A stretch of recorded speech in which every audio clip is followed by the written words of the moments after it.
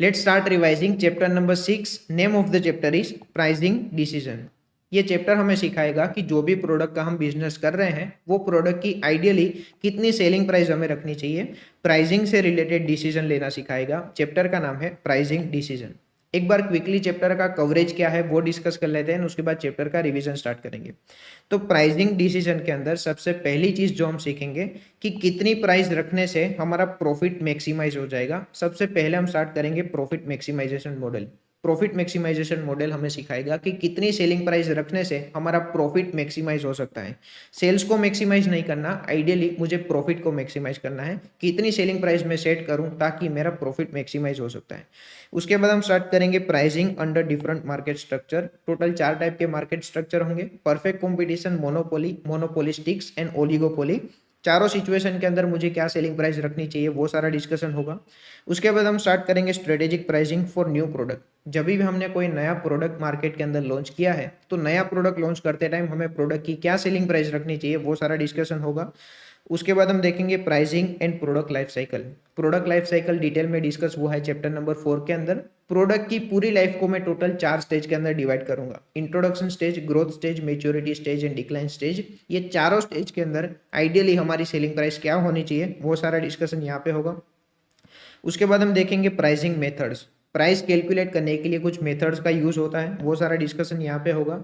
And ultimately product की selling price से related कुछ मिसलेनियस पॉइंट्स रहेंगे, वो भी डिस्कस करेंगे। अभी के लिए सबसे पहले हम स्टार्ट करते हैं प्रॉफिट मैक्सिमाइजेशन मॉडल। चैप्टर का पास्ट ट्रेंड हमने नहीं देखा, एक बार क्विकली पास्ट ट्रेंड भी देख लेते हैं। तो देखो, एक अटेम्प्ट ऐसा था जिसके अंदर इंस्टीट्यूट ने 40 मार्क्स के क्वेश्चंस अकेले ये चैप्टर में से पूछे थे। बाकी ये चैप्टर ज़्यादा टेस्ट नहीं हुआ, तो डेफिनेटली ये चैप्टर कमिंग अटेम्प्ट के लिए इंपॉर्टेंट हो सकता है। और एक लर्निंग हमें यहाँ पे ये भी लेना चाहिए कि इंस्टीट्यूट कभी भी कोई भी चैप्टर का वेटेज अचानक इंक्रीज कर सकती है। तो एटलीस्ट एससीएमपीई के अंदर कोई भी चैप्टर हम स्किप नहीं कर सकते। कभी भी कोई भी चैप्टर का वेटेज अचानक इंक्रीज हो सकता है। ये चैप्टर में से एक बार 40 मार्क्स के क्वेश्चंस आए थे, बाकी ये चैप्टर ज़्यादा टेस्ट नहीं हुआ है। तो अभी हम स्टार्ट करते हैं हमारा डिस्कशन प्रॉफिट मैक्सिमाइजेशन मॉडल। देखो, प्रॉफिट मैक्सिमाइजेशन मॉडल को हम दो पार्ट में डिस्कस करेंगे। पार्ट नंबर 1 के अंदर डिस्कस करेंगे कि लॉजिकली एज ए लेमैन अगर हम सोचने की ट्राई करें तो हमारा प्रॉफिट मैक्सिमाइज कब होगा। लॉजिकली एज ए लेमैन सोचने के बाद फॉर्मूला का यूज करके हमारा प्रॉफिट मैक्सिमाइज कैसे होता है वो भी डिस्कस करेंगे। अभी के लिए मैं लेमैन सोचने की ट्राई कर रहा हूँ कि मेरा प्रॉफिट मैक्सिमाइज कब होगा। तो कहने से मुझे एक सिंपल चीज़ देखनी है कि जब तक मैं मेरा सेल्स इंक्रीज कर रहा हूँ, वो मैं सेल्स इंक्रीज कर रहा हूँ उसके बेसिस पे मुझे एडिशनल रेवेन्यू कितना मिल रहा है, एंड सेल्स इंक्रीज करने के लिए मुझे एडिशनल कॉस्ट कितना इनकर करना पड़ रहा है। अगर मेरा एडिशनल रेवेन्यू ज़्यादा है एडिशनल कॉस्ट से, इसका मतलब मेरा प्रॉफिट जनरेट हो रहा है। वापस बोल रहा हूँ, अगर मेरा रेवेन्यू ज़्यादा है मेरी कॉस्ट से, इसका मतलब मेरा प्रॉफिट जनरेट हो रहा है। जब तक मेरा रेवेन्यू ज़्यादा होता जाएगा मेरी कॉस्ट से, मेरा प्रॉफिट इंक्रीज होता जाएगा। एक पॉइंट ऐसा आएगा जब मेरा रेवेन्यू मेरा कॉस्ट से इक्वल हो जाएगा। एडिशनल रेवेन्यू एडिशनल कॉस्ट से इक्वल होता जाएगा। इन जो लेवल पे मेरा एडिशनल रेवेन्यू एडिशनल कॉस्ट से इक्वल है, मेरा प्रॉफिट मैक्सिमाइज होगा। मेरा प्रॉफिट गिरना कब स्टार्ट होगा? जब मेरा एडिशनल कॉस्ट ज़्यादा होगा एडिशनल रेवेन्यू से, उस दिन से मेरा प्रॉफिट गिरना स्टार्ट हो जाएगा। वापस बोल रहा हूँ, जब तक मेरा एडिशनल रेवेन्यू ज़्यादा है एडिशनल कॉस्ट से, मेरा प्रॉफिट इंक्रीज होता जाएगा। जिस दिन मेरा एडिशनल रेवेन्यू इक्वल हुआ एडिशनल कॉस्ट के बराबर, उस दिन मेरा प्रॉफिट मैक्सिमाइज हो जाएगा। एंड जिस दिन मेरा एडिशनल कॉस्ट ज़्यादा होगा एडिशनल रेवेन्यू से, उस दिन से मेरा प्रॉफिट गिरना स्टार्ट हो जाएगा। सेल्स की मैं कोई बात नहीं कर रहा, मैं बात कर रहा हूँ प्रॉफिट की। एक छोटा सा एग्जाम्पल यहाँ पे दिया है, ध्यान से देखना। Selling price of a product is 100 and variable cost of a product is 80 rupees. तो कहना है इसे सिंपल मैं कैलकुलेशन करूंगा, मेरा कंट्रीब्यूशन कितना है एक प्रोडक्ट में से 20 रुपीज़ का। Selling price minus variable cost, तो 20 रुपये का मुझे कंट्रीब्यूशन मिल रहा है। Demand when selling price is equal to 100 is 0। जब मेरी सेलिंग प्राइस 100 होगी तब मेरे प्रोडक्ट की एक भी डिमांड मार्केट के अंदर नहीं होगी। Demand can be increase by 4 units for every reduction of 8 rupees in selling price. अगर मैं 100 रुपये की सेलिंग प्राइस रखता हूँ तो डिमांड होगी 0।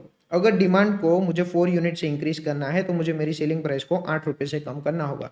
तो सबसे पहली चीज़ जो मैं कैलकुलेट करूंगा, 4 यूनिट से अगर डिमांड इंक्रीज करनी है तो सेलिंग प्राइस को 8 रुपये से कम करना होगा।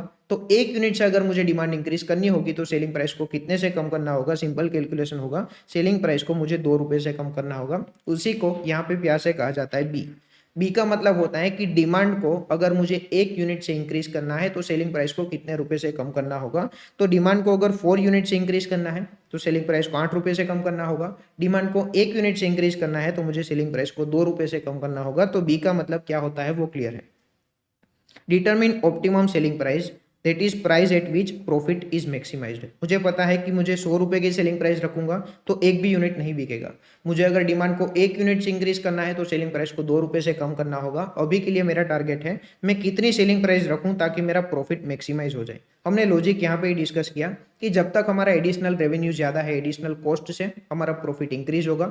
जिस दिन हमारा एडिशनल रेवेन्यू इक्वल हो जाएगा एडिशनल कॉस्ट से, हमारा प्रॉफिट मैक्सिमाइज हो जाएगा। एंड जिस दिन से मेरा एडिशनल कॉस्ट ज्यादा होगा एडिशनल रेवेन्यू से, उस दिन से मेरा प्रॉफिट गिरना स्टार्ट हो जाएगा। वही सेम चीज ये पर्टिकुलर एग्जांपल के अंदर अप्लाई करने की ट्राई करते हैं, ध्यान से देखना। जब मेरी सेलिंग प्राइस होगी 100, मेरे प्रोडक्ट की एक भी यूनिट की डिमांड नहीं होगी। एंड जब मेरी डिमांड होगी 0, डेफिनेटली मुझे कोई भी कंट्रीब्यूशन नहीं मिलेगा, मेरा कंट्रीब्यूशन भी क्या होगा 0। अगर मुझे मेरी डिमांड को 1 यूनिट से इंक्रीज करना है तो मुझे मेरी सेलिंग प्राइस को 2 रुपए से कम करना होगा। यानी कि मैं अगर मेरी सेलिंग प्राइस रखता हूँ 98, मेरा टोटल एक प्रोडक्ट बेचेगा। एक प्रोडक्ट बेचने से मेरा एडिशनल रेवेन्यू हुआ 98। एक प्रोडक्ट को बेचने के लिए मेरी एडिशनल कॉस्ट कितनी होगी, मेरी वेरिएबल कॉस्ट इज 80 रुपीज़, यानी कि एक प्रोडक्ट को बेचने के लिए मेरी एडिशनल कॉस्ट होगी 80 रुपीज़। तो मेरा एडिशनल रेवेन्यू हुआ 98, मेरा एडिशनल कॉस्ट हुआ 18, यानी कि मेरा एडिशनल कंट्रीब्यूशन क्या हुआ 18 रुपीज़। तो जैसा कि हमने डिस्कस किया, जब तक हमारा एडिशनल रेवेन्यू ज़्यादा है एडिशनल कॉस्ट से, हमारा प्रॉफिट इंक्रीज होता जाएगा। फिर मैंने देखा कि सेलिंग प्राइस को मैं अगर 2 और रुपए से कम करता हूं तो मेरे टोटल 2 प्रोडक्ट की डिमांड होगी। यानी कि अगर मैं सेलिंग प्राइस 96 करता हूं तो मेरे टोटल 2 प्रोडक्ट बिकेंगे। जैसे ही मैं 2 प्रोडक्ट बेचूंगा मेरा टोटल सेल्स कितना होगा 96 इंटू 2। जैसे ही मैं 2 प्रोडक्ट बेचूंगा मेरा टोटल सेल्स होगा 192 रुपीज़। यानी कि मैं अगर एक प्रोडक्ट बेच रहा हूं तो मेरा टोटल सेल्स इज 98। जैसे ही मैं 2 प्रोडक्ट बेच रहा हूं मेरा टोटल सेल्स इज 192। तो कहने से सेकेंड प्रोडक्ट बेचने की वजह से मेरा एडिशनल सेल्स कितना हुआ 192 माइनस 98। सेकेंड प्रोडक्ट में जैसे ही बेचूंगा मेरा एडिशनल सेल्स कितना होगा 94 रुपीज़। सेकेंड प्रोडक्ट को बनाने के लिए मुझे एडिशनल खर्चा कितना होगा 80 रुपीज़। यानी कि सेकेंड प्रोडक्ट के अंदर भी मेरा एडिशनल रेवेन्यू ज़्यादा है एडिशनल कॉस्ट से, डेफिनेटली मेरा प्रॉफिट इंक्रीज होगा। रेवेन्यू ज़्यादा है एडिशनल कॉस्ट से। सिमिलरली मैंने देखा कि अगर मैं 3 यूनिट का सेलिंग करता हूं तो मुझे एडिशनल रेवेन्यू मिलेगा 90 रुपीज़, उसके सामने मेरी एडिशनल कॉस्ट होगी 80 रुपीज़। फिर मैंने देखा कि अगर मैं 4 यूनिट का सेलिंग करता हूं तो 4th यूनिट के अंदर भी 4th यूनिट सेल करने के लिए मेरा एडिशनल रेवेन्यू होगा 86, एडिशनल कॉस्ट होगी 80। 5th यूनिट को सेल करने के लिए मेरा एडिशनल रेवेन्यू होगा 82 रुपीज़ एंड मेरी एडिशनल कॉस्ट होगी 80 रुपीज़। एंड जैसे ही मैं 6th यूनिट का सेलिंग करता हूँ मेरा एडिशनल रेवेन्यू होगा 78 रुपीज़ एंड मेरी एडिशनल कॉस्ट होगी 80 रुपीज़। यानी कि अगर मैं 6th यूनिट का सेलिंग करता हूँ तो ये पर्टिकुलर यूनिट सेल करने के लिए मुझे 2 रुपये का नुकसान होगा। मैं टोटल अगर 6 यूनिट का सेलिंग करता हूँ मेरा टोटल सेल्स होगा 528। मैं अगर 5 यूनिट का सेलिंग करता हूँ मेरा टोटल सेल्स होगा 450 रुपीज़। यानी कि ये 6th यूनिट सेल करने के लिए मेरा एडिशनल रेवेन्यू होगा 528 माइनस 450 यानी कि 78 रुपीज़। 6th यूनिट को मैं बेचूंगा, एडिशनल रेवेन्यू मुझे मिलेगा 78 रुपीज़। 6th यूनिट को बेचने के लिए मुझे एडिशनल कॉस्ट होगी 80 रुपीज़। यानी कि ये पर्टिकुलर यूनिट बेचूंगा तो मुझे 2 रुपये का नुकसान हो जाएगा। तो ये पर्टिकुलर यूनिट मुझे बेचना नहीं चाहिए। तो मेरा सवाल है कि मेरा प्रॉफिट मैक्सिमाइज कौन से लेवल पे हुआ। डेफिनेटली जब मैं 5 यूनिट का सेलिंग करूंगा मेरा प्रॉफिट मैक्सिमाइज हो जाएगा, क्योंकि 5th यूनिट तक मेरा एडिशनल रेवेन्यू ज्यादा है एडिशनल कॉस्ट से। अच्छा, अगर मैं 5 यूनिट का सेलिंग कर रहा हूं तो मुझे टोटल कंट्रीब्यूशन कितना मिलेगा। कहना है से मेरी सेलिंग प्राइस 90 रुपीज़ है एंड मेरी वेरिएबल कॉस्ट 80 रुपीज़ है। तो 90 माइनस 80 करता हूं तो पर यूनिट मेरा कंट्रीब्यूशन होगा 10 रुपये। एंड अगर मैं 5 यूनिट से मल्टीप्लाई करता हूं तो मेरा टोटल कंट्रीब्यूशन कितना होगा 50 रुपीज़। और यही टोटल कंट्रीब्यूशन मेरा मैक्सिमम कंट्रीब्यूशन है। अगर मुझे यूनिट वाइज बाइफर्केशन चाहिए तो मैं इजीली देख सकता हूं, अगर मैं 1 यूनिट का सेलिंग करूंगा तो मेरा एडिशनल कंट्रीब्यूशन होगा 18 रुपीज़। मैं अगर सेकेंड यूनिट सेल करता हूं तो सेकेंड यूनिट सेल करने की वजह से मेरा एडिशनल कंट्रीब्यूशन होगा 40 रुपीज़। मैं थर्ड यूनिट सेल करता हूं तो थर्ड यूनिट की वजह से मेरा एडिशनल कंट्रीब्यूशन होगा 10 रुपीज़। 4th यूनिट के अंदर मेरा एडिशनल कंट्रीब्यूशन होगा 6 रुपीज़ एंड 5th यूनिट के अंदर मेरा एडिशनल कंट्रीब्यूशन होगा 2 रुपीज़। तो ये सब का अगर मैं टोटल भी करूंगा तो भी मेरा आंसर क्या आएगा 50 रुपीज़। यानी कि 5 यूनिट का सेलिंग करने से मेरा कंट्रीब्यूशन मैक्सिमाइज हो जाएगा, 5 यूनिट का सेलिंग करने से मेरा प्रॉफिट मैक्सिमाइज हो जाएगा। तो हमने लॉजिकली मैन्युअल कैलकुलेशन करके ये फाइंड कर लिया है कि हमारा प्रॉफिट कब मैक्सिमाइज हो रहा है। अभी हमें फॉर्मूला का यूज करके आंसर फाइंड करने की ट्राई करनी है, पर अभी सबसे पहले मेरी ये प्रायोरिटी है कि मुझे प्राइस का फॉर्मूला डेवलप करना है। मैं आपको एक क्वेश्चन पूछ रहा हूँ कि अगर मुझे 5 यूनिट का सेलिंग करना होगा तो मुझे मेरी सेलिंग प्राइस कितनी सेट करनी चाहिए। तो क्वेश्चन के स्टार्टिंग में ही हमने डिस्कस किया कि अगर डिमांड को 1 यूनिट से इंक्रीज करना है तो आपको सेलिंग प्राइस 2 रुपए से कम करनी होगी। वापस बोल रहा हूँ, डिमांड को अगर 1 यूनिट से इंक्रीज करना है तो सेलिंग प्राइस 2 रुपए से कम करनी होगी। डिमांड को अगर 5 यूनिट से इंक्रीज करना होगा तो डेफिनेटली सेलिंग प्राइस को मुझे 10 रुपए से कम करना होगा। तो सेलिंग प्राइस क्या होनी चाहिए, 100 माइनस 10, यानी कि सेलिंग प्राइस मुझे रखनी चाहिए 90 रुपीज। इसको मैं इस तरह से भी लिख सकता हूँ, 100 माइनस 5 इंटू 2। 5 क्या है, क्वांटिटी।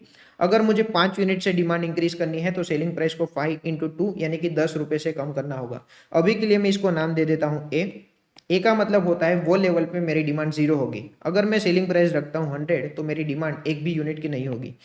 5 का मतलब क्यू, जितनी भी क्वांटिटी होगी इंटू 2 करके मुझे मेरी सेलिंग प्राइस को कम करना होगा। 2 को मैं नाम दे देता हूँ बी। यहाँ पे हमने बी कैलकुलेट किया है। बी का मतलब होता है कि डिमांड को 1 यूनिट से अगर इंक्रीज करनी है तो सेलिंग प्राइस को कितने से कम करना होगा। डिमांड को अगर 1 यूनिट से इंक्रीज करना है तो सेलिंग प्राइस को 2 रुपए से कम करना होगा। सिमिलरली डिमांड को अगर 5 यूनिट से इंक्रीज करना है तो सेलिंग प्राइस को 5 इंटू 2 यानी कि 10 रुपए से कम करना होगा।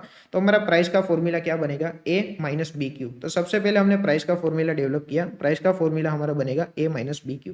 अभी हम देखते हैं कि फॉर्मूला का यूज करके हमारा प्रॉफिट कैसे मैक्सिमाइज हो रहा है। तो हमने पहले ही डिस्कस किया था, हमारा प्रॉफिट मैक्सिमाइज कब होगा, जब हमारा मार्जिनल रेवेन्यू इक्वल हो जाएगा मार्जिनल कॉस्ट से, उस दिन हमारा प्रॉफिट मैक्सिमाइज हो जाएगा। जब तक हमारा मार्जिनल रेवेन्यू ज्यादा है मार्जिनल कॉस्ट से, हमारा प्रॉफिट इंक्रीज होता जाएगा। एंड जिस दिन हमारा मार्जिनल रेवेन्यू इक्वल हो जाएगा मार्जिनल कॉस्ट से, उस दिन हमारा प्रॉफिट मैक्सिमाइज हो जाएगा। तो मार्जिनल रेवेन्यू के बारे में बाद में सोचेंगे। मार्जिनल कॉस्ट हमारा कितना है कहना से, वो तो मुझे पता है। 1 यूनिट अगर मुझे एडिशनल बेचना है तो मेरा मार्जिनल कॉस्ट होगा 80 रुपीज। मेरा वेरिएबल कॉस्ट कितना है, 80 रुपीज। तो मेरा मार्जिनल कॉस्ट 80 रुपीज है, वो तो मुझे पता है। मार्जिनल रेवेन्यू का फॉर्मूला यहाँ पे दिया है ए माइनस 2 बी क्यू। हम खुद सोचने की ट्राई करते हैं, ध्यान से देखना। मैं अगर 1 यूनिट का सेलिंग कर रहा हूँ तो मेरा एडिशनल रेवेन्यू कितना है, 98 रुपीज। मैं अगर 2 यूनिट का सेलिंग कर रहा हूं तो मेरा एडिशनल रेवेन्यू कितना है, 94 रुपीज। मैं अगर 3 यूनिट सेलिंग कर रहा हूं तो मेरा एडिशनल रेवेन्यू कितना है, 90 रुपीज। यानी कि जैसे जैसे यूनिट इंक्रीज होता जाएगा मेरा एडिशनल रेवेन्यू 4 रुपए से कम होता जाएगा। तो यानी कि मैं बोल सकता हूं कि मैं अगर 1 यूनिट इंक्रीज कर रहा हूं मेरा एडिशनल रेवेन्यू 4 रुपए से कम होगा। इन अदर वर्ड्स मैं ये भी बोल सकता हूं कि मैं अगर 1 यूनिट इंक्रीज करूंगा मेरा मार्जिनल रेवेन्यू 2B से कम होगा। मेरा बी क्या है, मेरा बी 2 रुपए है। तो कंक्लूजन यह है कि मैं अगर डिमांड को 1 यूनिट से इंक्रीज करूंगा तो मेरा मार्जिनल रेवेन्यू 4 रुपए से कम हो जाएगा। इन अदर वर्ड्स मेरा मार्जिनल रेवेन्यू 2B से कम हो जाएगा। मैं अगर डिमांड को 2 यूनिट से इंक्रीज करूंगा तो मेरा मार्जिनल रेवेन्यू 8 रुपए से कम हो जाएगा। पहले मार्जिनल रेवेन्यू 98 था, अभी हो जाएगा 90। तो मैं अगर डिमांड को 2 यूनिट से इंक्रीज करूंगा मार्जिनल रेवेन्यू 8 रुपए से कम हो जाएगा। तो कंक्लूजन यह है कि मेरा मार्जिनल रेवेन्यू 2B क्यू से कम होता है। अगर मेरी क्वांटिटी 1 है तो मेरा मार्जिनल रेवेन्यू 4 रुपए से कम होगा। अगर मेरी क्वांटिटी 2 है तो मेरा मार्जिनल रेवेन्यू 8 रुपए से कम होगा। तो मार्जिनल रेवेन्यू का फॉर्मूला क्या है, ए माइनस 2B क्यू। तो मार्जिनल कॉस्ट मेरी 80 है, वो मुझे पता है। मार्जिनल रेवेन्यू का मेरा formula is a minus 2B Q, ये भी मुझे पता है। अभी ए का मतलब होता है वो लेवल पे मेरी डिमांड 0 होगी। हमारे एग्जाम्पल में अगर हम सेलिंग प्राइस रखेंगे 100 तो हमारी डिमांड होगी 0। तो हमारे एग्जाम्पल में ए होगा 100, 2 का मतलब 2, बी का आंसर हमारा होगा 2 रुपीज। यानी कि डिमांड को अगर 1 यूनिट से इंक्रीज करना है तो सेलिंग प्राइस को कितने से कम करना होगा, तो बी होगा हमारा 2। तो अभी हमें फॉर्मूला को ही सोल्व करना है। Marginal revenue is equal to marginal cost is equal to 80। Marginal cost हमारा 80 है। मार्जिनल रेवेन्यू का हमारा फॉर्मूला है ए माइनस 2B क्यू। हमें पता है कि प्रॉफिट मैक्सिमाइज कब होगा, जब हमारा मार्जिनल रेवेन्यू इक्वल हो जाएगा मार्जिनल कॉस्ट पे, वो लेवल पे हमारा प्रॉफिट मैक्सिमाइज हो जाएगा।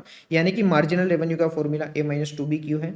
ए minus 2B Q is equal to 80, ये लेवल पे मेरा प्रॉफिट मैक्सिमाइज हो जाएगा। ए को मैंने कर दिया है 100, 2 का 2 रखा है, बी को मैंने कर दिया है 2। एंड क्वांटिटी मुझे फाइंड करनी है कि कितनी क्वांटिटी का मैं अगर सेलिंग करता हूं तो मेरा प्रॉफिट मैक्सिमाइज हो जाएगा। तो ये पर्टिकुलर फॉर्मूला को सोल्व करता हूं तो मेरा आंसर आएगा 5। मैं अगर 5 क्वांटिटी का सेलिंग करता हूं तो मेरा प्रॉफिट मैक्सिमाइज हो जाएगा। और जो हमने मैन्युअल कैलकुलेशन किया था, लॉजिकल कैलकुलेशन किया था, उसमें भी हमारा आंसर क्या था, 5 क्वांटिटी का सेलिंग करने से हमारा प्रॉफिट मैक्सिमाइज हो जाएगा। एंड प्रॉफिट मैक्सिमाइजेशन मॉडल ने हमें जो फॉर्मूला दिया है वो फॉर्मूला का यूज करके भी हमारा फाइनल आंसर क्या आएगा, 5 क्वांटिटी का अगर हम सेलिंग करेंगे तो हमारा प्रॉफिट मैक्सिमाइज हो जाएगा। प्रॉफिट मैक्सिमाइजेशन मॉडल ने हमें कौन सा फॉर्मूला दिया है, वो बोल रहा है कि जो लेवल पे आपका मार्जिनल रेवेन्यू इक्वल हो जाएगा मार्जिनल कॉस्ट से, उस लेवल पे आपका प्रॉफिट मैक्सिमाइज हो जाएगा। तो एग्जाम के अंदर आपको क्या करना है, एग्जाम के अंदर आपको मार्जिनल कॉस्ट तो पता होगी। हमारे एग्जाम्पल में मार्जिनल कॉस्ट कितनी है, 80 रुपीज। जो भी आपकी वेरिएबल कॉस्ट होगी वही आपकी मार्जिनल कॉस्ट होगी। मार्जिनल कॉस्ट का मतलब होता है कि एडिशनल यूनिट सेल करने के लिए आपको कॉस्ट कितना इनकर करना होगा, तो जितना भी वेरिएबल कॉस्ट होगा वही आपका मार्जिनल कॉस्ट बनेगा। मार्जिनल रेवेन्यू का फॉर्मूला हमने डिस्कस किया, ए minus to be Q. A minus to be Q के अंदर ए का मतलब क्या होता है वो हमें क्लियर है। जो लेवल पे हमारी डिमांड होगी 0, हमारे एग्जाम्पल में अगर हम सेलिंग प्राइस रखेंगे 100 तो हमारी डिमांड होगी 0, तो हमारा ए क्या बनेगा 100 रुपीज। टू का मतलब हमें पता है, टू का मतलब होता है टू। बी का मतलब होता है कि डिमांड को 1 यूनिट से इंक्रीज करने के लिए मुझे सेलिंग प्राइस को कितने से कम करना होगा। हमारे एग्जाम्पल में बी क्या था, हमारे एग्जाम्पल में बी था 2 रुपीज, यानी कि डिमांड को अगर 1 यूनिट से इंक्रीज करना होगा तो हमें सेलिंग प्राइस को 2 रुपए से कम करना होगा। तो जो लेवल पे मार्जिनल रेवेन्यू इक्वल होगा मार्जिनल कॉस्ट से, वो लेवल पे हम क्या कहेंगे, प्रॉफिट मैक्सिमाइज हो जाएगा। तो ए माइनस टू बी क्यू के अंदर ए का मतलब क्लियर है, बी का मतलब भी क्लियर है, और क्यू हमें फाइंड करना है, क्वांटिटी हमें फाइंड करनी है कि कितनी क्वांटिटी का सेलिंग करेंगे तो हमारा प्रॉफिट मैक्सिमाइज हो जाएगा। तो 5 क्वांटिटी का सेलिंग करेंगे तो प्रॉफिट मैक्सिमाइज हो जाएगा। अभी सेलिंग प्राइस तो मैं इजीली कैलकुलेट कर सकता हूं कि 5 क्वांटिटी का सेलिंग करना होगा तो मुझे सेलिंग प्राइस को 10 रुपए से कम करना होगा। एक क्वांटिटी का सेलिंग करने के लिए सेलिंग प्राइस को 2 रुपए से कम करना होगा, एंड 5 क्वांटिटी का सेलिंग करने के लिए सेलिंग प्राइस को 10 रुपए से कम करना होगा। तो हमारी सेलिंग प्राइस कितनी होगी, 90 रुपीज हमारी सेलिंग प्राइस होगी। तो प्रॉफिट मैक्सिमाइजेशन मॉडल का डिस्कशन यहाँ पे कंप्लीट हुआ। अभी हम स्टार्ट करेंगे pricing under different market structure. अभी हम जितने भी कॉन्सेप्ट डिस्कस करेंगे उसके अंदर ज्यादा टेक्निकल कुछ भी नहीं है। तो टोटल 4 टाइप के मार्केट स्ट्रक्चर होते हैं, perfect competition, monopoly, monopolistic and oligopoly. ये पर्टिकुलर कॉन्सेप्ट मुझे नहीं लगता कि सीए फाइनल लेवल पे टेस्ट हो सकता है। तो परफेक्ट कंपटीशन एंड मोनोपोली क्या होता है उसके अंदर कुछ एक्सप्लेनेशन की जरूरत नहीं है, फटाफट ये रिवाइज कर लेते हैं कि मोनोपोलिस्टिक एंड ओलिगोपोली के अंदर क्या डिफरेंस है। तो देखो, ओलिगोपोली के अंदर क्या होगा, एकदम फ्यू सप्लायर होंगे, एंड सप्लायर जो भी प्रोडक्ट का बिजनेस कर रहे हैं वो सारे प्रोडक्ट एक दूसरे के साथ एकदम आइडेंटिकल होंगे। मोनोपोलिस्टिक के अंदर क्या होगा, कंपेरेटिवली नंबर ऑफ सप्लायर्स ज्यादा होंगे, एंड सप्लायर जो भी प्रोडक्ट का बिजनेस कर रहे हैं वो 100% आइडेंटिकल नहीं होंगे, थोड़ी बहुत सिमिलैरिटीज हो सकती है। एडिशनली ओलिगोपोली के अंदर किसी को भी अगर बिजनेस करना है तो एंट्री बैरियर काफी ज्यादा होगा, मोनोपोलिस्टिक के अंदर कंपेरेटिवली एंट्री बैरियर काफी कम होगा।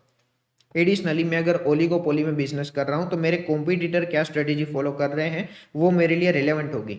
यानी कि कॉम्पिटिटर अपनी स्ट्रेटेजी के अंदर कोई भी चेंज करता है तो मुझे ये देखना होगा कि मुझे मेरी स्ट्रेटेजी के अंदर चेंज करने की जरूरत है या तो नहीं है।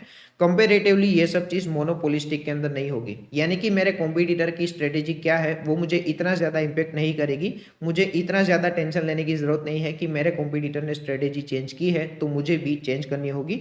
तो ओलिगोपोली एंड मोनोपोलिस्टिक के अंदर डिफरेंस क्या है वो हमने डिस्कस किया, एग्जांपल्स यहाँ पे लिखे हैं, आप एक बार देखेंगे तो समझ आ जाएगा। क्विकली एक बार वापस डिस्कस करते हैं। यहाँ पे बहुत ही कम सप्लायर होंगे, सप्लायर जो भी प्रोडक्ट का बिजनेस कर रहे हैं वो आइडेंटिकल होंगे। यहाँ पे ज्यादा नंबर ऑफ सप्लायर होंगे कंपेरेटिवली, एंड जो भी प्रोडक्ट का बिजनेस कर रहे हैं वो आइडेंटिकल नहीं होंगे, थोड़ी बहुत सिमिलैरिटीज हो सकती है। यहाँ पे एंट्री बैरियर काफी ज्यादा होगा, यहाँ पे लिमिटेड एंट्री बैरियर होगा। यहाँ पे मेरी कॉम्पिटिटर की स्ट्रेटेजी क्या है वो रिलेवेंट होगी, यहाँ पे कॉम्पिटिटर की स्ट्रेटेजी रिलेवेंट नहीं होगी। एग्जाम्पल्स आप एक बार देख लेना। अभी के लिए हम लोग स्टार्ट कर रहे हैं pricing policy for new product and pricing policy for existing product. जब भी मैं मार्केट के अंदर कोई नया प्रोडक्ट लॉन्च करता हूं तो मेरी प्राइसिंग क्या होनी चाहिए, एंड एग्जिस्टिंग प्रोडक्ट जिसका मैं बिजनेस कर रहा हूं उसकी मेरी प्राइसिंग क्या होनी चाहिए। उससे पहले एक कॉन्सेप्ट है प्राइसिंग पॉलिसी। प्राइसिंग पॉलिसी का मतलब उसके नाम में ही लिखा है कि मेरी कंपनी के अंदर जितने भी प्रोडक्ट का बिजनेस हो रहा है वो प्रोडक्ट की क्या प्राइसिंग होनी चाहिए, वो प्राइसिंग फाइनलाइज करने के लिए मेरी कंपनी ने कोई पॉलिसी ड्राफ्ट की होगी, वही पॉलिसी को मैं क्या कहूँगा, प्राइसिंग पॉलिसी। तो ये कॉन्सेप्ट कहता है कि प्राइसिंग पॉलिसी ड्राफ्ट करते टाइम आपको 5 फैक्टर के बारे में सोचना चाहिए। अगर आपने प्राइसिंग पॉलिसी के अंदर ये 5 फैक्टर को सोच के ड्राफ्ट की है तो आपकी प्राइसिंग पॉलिसी अच्छी होगी। 5 फैक्टर्स में से कुछ एक्सटर्नल फैक्टर्स हैं, कुछ इंटरनल फैक्टर्स हैं, आप एक बार देख लेना, समझ में आ जाएगा। अभी के लिए हम लोग स्टार्ट कर रहे हैं कि जब भी हम कोई नया प्रोडक्ट मार्केट के अंदर लॉन्च करेंगे तो उसकी क्या प्राइस होनी चाहिए। तो टोटल 2 टाइप की प्राइस हो सकती है, या तो स्कीमिंग प्राइसिंग हो सकती है या तो पेनिट्रेशन प्राइसिंग हो सकती है। स्कीमिंग प्राइसिंग का मतलब होता है कि इनिशियल पीरियड में मैं काफ़ी ज़्यादा प्राइस रखूंगा। जब मेरा प्रोडक्ट लॉन्च होगा, जब मेरा नया प्रोडक्ट लॉन्च होगा तो इनिशियल पीरियड में प्राइस काफ़ी ज़्यादा होगी, ग्रेजुअली वो प्राइस को मैं रिड्यूस करता जाऊंगा, जैसा कि एप्पल करता है। कोई भी नया आईफोन लॉन्च होगा तो जब लॉन्च होगा उस टाइम पे आईफोन की प्राइस काफ़ी ज़्यादा होगी, जैसे जैसे नए वर्जन इंट्रोड्यूस होते जाएंगे पुराने वर्जन की प्राइस कम होती जाएगी। तो इनिशियल पीरियड में काफ़ी ज़्यादा प्राइस रखो, ग्रेजुअली प्राइस को कम करते जाना है। स्कीमिंग प्राइसिंग पॉलिसी कब इंप्लीमेंट हो सकती है, with increase in price there is no change in demand, यानी कि डिमांड इन इलास्टिक है। मैं प्राइस के अंदर चेंज करता हूं तो डिमांड के अंदर ज्यादा चेंज नहीं होता, डिमांड इन इलास्टिक है तो उस केस में मैं इनिशियल पीरियड में ज्यादा प्राइस रख सकता हूं। High initial outlay of funds, initial period में मुझे ज़्यादा खर्चा हुआ है तो खर्चा रिकवर करने के लिए मुझे इनिशियल पीरियड में ज़्यादा प्राइस रखना होगा। प्रोडक्ट में हैव लिमिटेड लाइफ, अगर प्रोडक्ट की लिमिटेड लाइफ है तो जितनी भी लाइफ है उसके अंदर मैं ज़्यादा रिकवरी कर सकूं, ये मेरा टारगेट होगा। When demand is not non, price can cover initial cost of production, मेरा इनिशियल कॉस्ट ऑफ प्रोडक्शन अगर ज़्यादा हुआ है एंड प्रोडक्ट की डिमांड कितनी होगी उसका एग्जैक्ट आइडिया नहीं है, पर मुझे ये पता है कि मार्केट के अंदर कुछ अर्ली अडॉप्टर्स हैं, वो लोग ऐसे हैं जिसको कोई भी नया प्रोडक्ट आया वो प्रीमियम प्राइस पे भी परचेस कर सकते हैं। तो मैं क्या करूंगा, initial cost of production recover करने के लिए इनिशियल पीरियड में ज़्यादा प्राइस रख सकता हूँ। And there is entry barrier, मेरा कॉम्पिटिटर मेरा जैसा प्रोडक्ट नहीं बना सकता है तो उस केस में भी मैं इनिशियल पीरियड में ज़्यादा प्राइस चार्ज कर सकता हूँ। तो स्कीमिंग प्राइसिंग का मतलब होता है इनिशियल पीरियड में ज़्यादा प्राइस रखो एंड ग्रेजुअली वो प्राइस को रिड्यूस करते जाओ। तो स्कीमिंग कब अप्लाई होगा वो भी हमने डिस्कस किया। Next is penetration pricing strategy, इसका मतलब होता है कि जब भी आपने कोई नया प्रोडक्ट लॉन्च किया है वो प्रोडक्ट की प्राइस कितनी होनी चाहिए, सेम या तो lower price as compare to competitor, competitor के मुकाबले कम प्राइस होनी चाहिए या तो कॉम्पिटिटर की जितनी ही प्राइस होगी उसको हम कहेंगे पेनिट्रेशन प्राइसिंग स्ट्रेटेजी। वो कब अप्लाई होगी, जब इलास्टिक डिमांड है, यानी कि अगर आप प्राइस के अंदर चेंज करेंगे तो डिमांड के अंदर चेंज होगा, उस टाइम पे अगर आपको प्राइस कम रखनी है तो आपके ज़्यादा यूनिट्स बिक सकते हैं। लार्जर प्रोडक्शन होगा तो ज़्यादा क्वांटिटी में प्रोडक्शन हुआ है तो उसको बेचने के लिए कम प्राइस रखनी होगी। हाई कंपटीशन लो एंट्री बैरियर, कंपटीशन ज्यादा है तो आप प्रीमियम प्राइस चार्ज नहीं कर सकते, आपको कंपलसरी लोअर प्राइस या तो सेम प्राइस रखनी होगी कॉम्पिटिटर के मुकाबले। तो skimming pricing and penetration pricing policy क्या होता है वो हमने डिस्कस किया। अभी हम रिवाइज करेंगे एग्जिस्टिंग प्रोडक्ट के लिए हमारी क्या प्राइसिंग होनी चाहिए। तो उसके अंदर तीन चीज आती है, going rate pricing, sealed bid pricing and any case realisable value. Quickly एक बार रिवाइज करते हैं। तो going rate pricing and sealed bid pricing ये दोनों को कहा जाता है कॉम्पिटिटिव प्राइसिंग। कॉम्पिटिटिव प्राइसिंग का मतलब होता है मेरी प्राइसिंग ऐसी है कि मैं कॉम्पिटिटर को बीट कर सकता हूँ, यानी कि कॉम्पिटिटर के मुकाबले या तो कम प्राइस होगी या तो कॉम्पिटिटर की जितनी भी प्राइस होगी उसके साथ मैं मेरी प्राइस को मैच कर दूंगा। कॉम्पिटिटिव प्राइसिंग का मतलब होता है मैं मेरे कॉम्पिटिटर को बीट कर सकूं, ऐसी मेरी प्राइसिंग होनी चाहिए। तो कॉम्पिटिटिव प्राइसिंग के अंदर दो चीज आती है, going rate pricing and sealed bid pricing. दोनों के अंदर डिफरेंस क्या है वो देखते हैं। तो गोइंग रेट प्राइसिंग के अंदर क्या होगा, ओपन मार्केट होगा, एंड सील्ड बिट के अंदर क्या होगा, ओपन मार्केट नहीं होगा। हो सकता है टेंडर इनवाइट किया है या तो कोई बिडिंग इनवाइट किया है और टोटल 5 ही प्लेयर ऐसे हैं जिसने बिडिंग किया है। तो दोनों के अंदर मेरा टारगेट सेम होगा कि कॉम्पिटिटर के मुकाबले मेरा प्राइसिंग बीट होना चाहिए, यानी कि कॉम्पिटिटर के मुकाबले मेरा अच्छा प्राइसिंग होना चाहिए। तो गोइंग रेट के अंदर क्या होगा, ओपन मार्केट होगा, एंड सील्ड बिट के अंदर ओपन मार्केट नहीं होगा। हो सकता है टेंडर इनवाइट किया है या तो बीड इनवाइट किया है, पर दोनों के अंदर मेरा ऑब्जेक्टिव सेम है, कॉम्पिटिटर को बीट कर सकूं ऐसी मेरी प्राइसिंग होनी चाहिए। Next is any case realisable value, जितना पैसा मिल सकता है उतने पैसे में प्रोडक्ट को बेच दो वरना इतने पैसे भी नहीं मिलेंगे। ये कब अप्लाई होगा, जब मैं पेरिशेबल प्रोडक्ट का बिजनेस कर रहा हूँ उस टाइम पे ये अप्लाई होगा। पेरिशेबल प्रोडक्ट होगा तो जितने पैसे मिल रहे हैं उतने में बेचना होगा वरना उतने पैसे भी नहीं मिलेंगे। तो नए प्रोडक्ट के लिए मेरी प्राइसिंग क्या होनी चाहिए एंड एग्जिस्टिंग प्रोडक्ट के लिए मेरी प्राइसिंग क्या होनी चाहिए वो हमने डिस्कस किया। नेक्स्ट इज नए प्रोडक्ट को मैं टोटल 3 कैटेगरी में डिवाइड कर सकता हूँ, revolutionary product, evolutionary product and me too product. Revolutionary product का मतलब होता है कि ऐसा प्रोडक्ट मार्केट में पहले कभी भी नहीं था, मैंने फर्स्ट टाइम लॉन्च किया है तो उसको मैं कहूंगा रिवोल्यूशनरी प्रोडक्ट। इवोल्यूशनरी प्रोडक्ट का मतलब होता है कि वो पर्टिकुलर प्रोडक्ट मार्केट के अंदर अवेलेबल तो था पर वही प्रोडक्ट का मैंने अपग्रेडेड वर्जन मार्केट के अंदर लॉन्च किया है तो उसको मैं कहूंगा evolutionary product. Me too product का मतलब होता है कि revolutionary product and evolutionary product की सक्सेस देख के कोई कॉम्पिटिटर ने मेरा प्रोडक्ट कॉपी करने की ट्राई की है, तो जब भी कोई प्रोडक्ट को कॉपी करने की ट्राई की है उसको हम कहेंगे मी टू प्रोडक्ट। यहाँ पे एक नोट लिखी है, penetration is slightly different from predatory pricing. Predatory pricing आती है ओलिगोपोली के अंदर। तो दोनों के अंदर डिफरेंस क्या है ध्यान से देखना। प्रीडेटरी प्राइसिंग के अंदर मेरा ऑब्जेक्टिव होगा कि मुझे कॉम्पिटिटर को मार्केट से निकालना है। पेनिट्रेशन प्राइसिंग के अंदर हमने क्या देखा, मेरी प्राइसिंग क्या होगी, सेम या तो lower as compare to competitor, क्योंकि मुझे भी बिजनेस करना है। मैंने कोई नया प्रोडक्ट मार्केट के अंदर लॉन्च किया है तो नए प्रोडक्ट की क्या प्राइस होनी चाहिए, कॉम्पिटिटर जो प्राइस पे बेच रहे हैं वही प्राइस होगी या तो थोड़ी सी उससे कम होगी। मेरा ऑब्जेक्टिव है कि मुझे बिजनेस करना है। एंड प्रीडेटरी प्राइसिंग के अंदर क्या होगा, जो आती है ओलिगोपोली के अंदर। प्रीडेटरी प्राइसिंग के अंदर मेरा ऑब्जेक्टिव है कि मुझे कॉम्पिटिटर को मार्केट से निकालना है, मुझे ऐसी प्राइस सेट करनी है कि कोई नया कॉम्पिटिटर मार्केट के अंदर नहीं आना चाहिए एंड जितने भी एग्जिस्टिंग कॉम्पिटिटर है उसको भी मुझे मार्केट से निकालना है। तो प्रीडेटरी प्राइसिंग ओलिगोपोली के अंदर आती है एंड पेनिट्रेशन प्राइसिंग नॉर्मल है कि कॉम्पिटिटर के मुकाबले या तो मैं प्राइस मैच करने की ट्राई करूंगा या तो प्राइस कम करने की ट्राई करूंगा। एक और छोटा सा पॉइंट है, skimming pricing and premium pricing के अंदर क्या डिफरेंस है। तो स्कीमिंग प्राइसिंग के अंदर क्या होगा, मैं इनिशियल पीरियड में काफी ज्यादा प्राइस रखूंगा एंड ग्रेजुअली मैं प्राइस को कम करते जाऊंगा। प्रीमियम प्राइसिंग का मतलब होता है कि मेरी प्राइस ऑलवेज प्रीमियम रहेगी, प्रीमियम प्राइस को मैं कभी भी कम करने की ट्राई नहीं करूंगा। स्कीमिंग के अंदर इनिशियल पीरियड पे ज्यादा होगी, फिर ग्रेजुअली कम होती जाएगी। प्रीमियम प्राइस के अंदर मैं कभी भी प्राइस को कम नहीं करूंगा, जो प्राइस पहले थी वही प्राइस बाद में रहेगी। फॉर एग्जाम्पल लेम्बोर्गिनी कार की प्राइस वो ऑलवेज प्रीमियम मेंटेन रहती है, उसके अंदर ऐसा नहीं होगा कि इनिशियल पीरियड में ज्यादा प्राइस चार्ज कर लिया एंड ग्रेजुअली वो प्राइस को कम कर दिया। तो skimming pricing and premium pricing के अंदर क्या डिफरेंस है वो क्लियर है। अभी हमारा नेक्स्ट कॉन्सेप्ट होगा pricing strategy during product life cycle.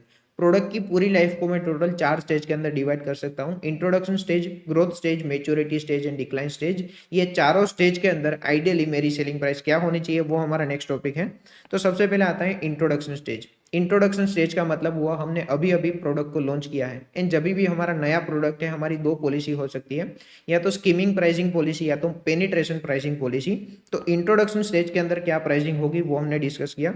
Next is growth stage के अंदर हमारी प्राइसिंग क्या होनी चाहिए। तो इसके अंदर लिखा है since there will be more competitors in the market. Growth stage के अंदर क्या होता है, हमारा सेल्स एक्सपोनेंशियली इंक्रीज होता है, साथ साथ में मार्केट में हमारे साथ और कॉम्पिटिटर्स भी इंक्रीज होते हैं। तो ग्रोथ स्टेज में आइडियली हमें क्या करना चाहिए, ग्रोथ स्टेज में हमें 3 चीजों के ऊपर फोकस करना होगा। Try to enter into new segment, नए सेगमेंट में हमें हमारा प्रोडक्ट बेचना होगा ताकि मैक्सिमम कस्टमर्स तक हमारी रीच हो सके, हमारा सेल्स इंक्रीज हो सके। Improve the quantity, improve the quality of the product, product की क्वालिटी इंप्रूव करने की ट्राई करनी है क्योंकि कॉम्पिटिटर्स भी मार्केट के अंदर इंक्रीज हो चुके हैं। तो कॉम्पिटिटर को बीट करने के लिए हमें नए सेगमेंट में एंटर करना होगा, प्रोडक्ट की क्वालिटी इंप्रूवमेंट के ऊपर फोकस करना है एंड अगर मुझे जरूरत लगती है तो कंपटीशन को बीट करने के लिए मैं मेरे प्रोडक्ट की प्राइस भी कम कर सकता हूं। तो ग्रोथ स्टेज के अंदर जब मेरा सेल्स एक्सपोनेंशियली इंक्रीज होगा, मार्केट के अंदर कंपटीशन ज्यादा होगी, उस टाइम पे मुझे 3 चीज के ऊपर फोकस करना है। नए सेगमेंट में एंटर करने के बारे में सोच सकता हूं, प्रोडक्ट की क्वालिटी इंप्रूवमेंट के ऊपर फोकस कर सकता हूं एंड प्रोडक्ट की प्राइस को भी कम कर सकता हूं अगर जरूरत लगती है। तो यहाँ पे एक नोट लिखी है कि प्रोडक्शन कॉस्ट के ऊपर क्या इंपैक्ट आएगी ग्रोथ स्टेज के अंदर। तो मेरी मटेरियल की कॉस्ट कम हो जाएगी क्योंकि मैं ज्यादा क्वांटिटी में रॉ मटेरियल परचेस करूंगा तो मुझे बल्क डिस्काउंट मिलेगा। मेरी डायरेक्ट लेबर की कॉस्ट भी कम हो जाएगी क्योंकि मेरी फैक्ट्री के अंदर जितने भी लेबर्स काम कर रहे हैं उसको लर्निंग का इफेक्ट मिलेगा। मेरी वेरिएबल ओवरहेड की कॉस्ट भी कम हो जाएगी एंड फिक्स्ड ओवरहेड की कॉस्ट भी कम हो जाएगी क्योंकि मैं ज्यादा क्वांटिटी में प्रोडक्शन कर रहा हूँ, मेरा पर यूनिट फिक्स्ड ओवरहेड कम आएगा। तो यहाँ पे मुझे जो भी कॉस्ट सेविंग हुआ है वो मैं कस्टमर को ट्रांसफर कर सकता हूँ। मेरे प्रोडक्ट की प्राइस अगर रिड्यूस करूंगा तो जो भी मुझे कॉस्ट सेविंग हुआ है वो मैं कस्टमर को पास ऑन कर सकता हूँ। तो ग्रोथ स्टेज के अंदर मेरी क्या स्ट्रेटेजी होगी वो डिस्कस किया। मैच्योरिटी स्टेज के अंदर मेरी क्या स्ट्रेटेजी होगी, price is generally kept constant but occasional offers are given to tempt the customer. Maturity stage के अंदर क्या होगा, मेरा सेल्स इंक्रीज होगा पर ग्रोथ रेट मेरा काफी कम होगा एंड मेरा सेल्स पीक लेवल पे होगा। इसका मतलब कस्टमर्स को मेरे प्रोडक्ट के बारे में अच्छे से पता है। तो मैच्योरिटी स्टेज के अंदर क्या होगा, price is generally kept constant but customers को मैं ओकेजनल ऑफर्स प्रोवाइड करूंगा ताकि मेरा सेल्स थोड़ा बहुत इंक्रीज हो सके। मैच्योरिटी स्टेज के अंदर मेरी प्रोडक्शन कॉस्ट के ऊपर क्या इंपैक्ट आएगा, तो डायरेक्ट मटेरियल की कॉस्ट में rise due to diminishing quantity. Maturity stage के अंदर ही मेरा सेल्स गिरना स्टार्ट हो जाएगा एंड जब मेरा सेल्स गिरना स्टार्ट हो जाएगा हो सकता है कि पहले मुझे जितना क्वांटिटी डिस्काउंट मिल रहा था उतना नहीं मिलेगा। तो मटेरियल की कॉस्ट थोड़ी बहुत इंक्रीज हो सकती है। लेबर की कॉस्ट के ऊपर क्या इंपैक्ट आएगा, it is likely to remain constant unlikely to reduce further. Labour को जितना लर्निंग को मिलना था उतना ग्रोथ स्टेज के अंदर मिल चुका है, अभी फर्दर मैच्योरिटी स्टेज के अंदर लर्निंग को नहीं मिलेगा।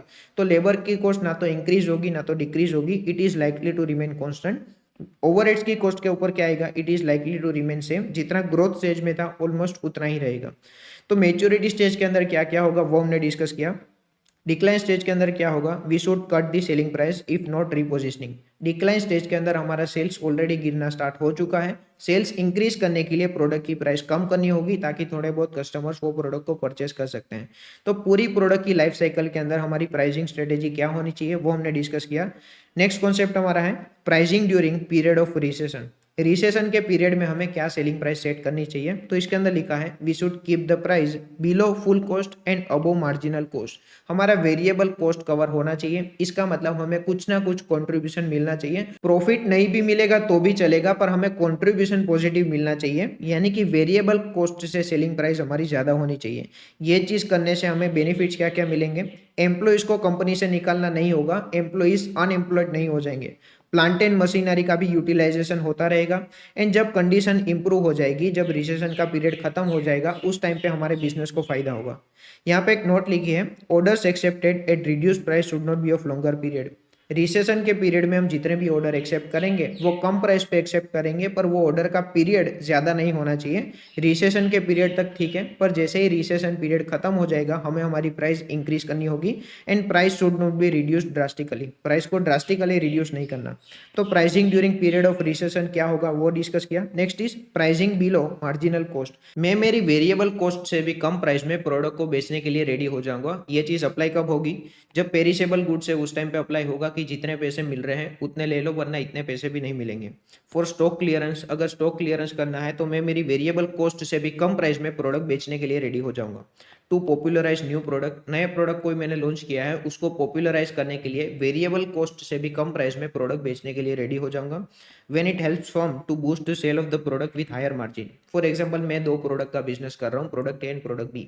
अभी मुझे पता है कि प्रोडक्ट ए को मैंने वेरिएबल कॉस्ट से भी कम प्राइस में मार्केट के अंदर बेच दिया तो मेरी वैल्यू क्या है वो पता चलेगी। तो प्रोडक्ट बी का भी सेलिंग ज्यादा हो सकता है, प्रोडक्ट बी में मुझे ज्यादा मार्जिन मिल रहा है तो प्रोडक्ट ए को मैं वेरिएबल कॉस्ट से भी कम प्राइस में बेच दूंगा ताकि प्रोडक्ट बी का भी सेलिंग ज्यादा होगा। प्रोडक्ट बी में से मुझे ज्यादा मार्जिन मिल रहा है। when it helps firm to boost the sale of the product with higher margin, यानी कि प्रोडक्ट बी।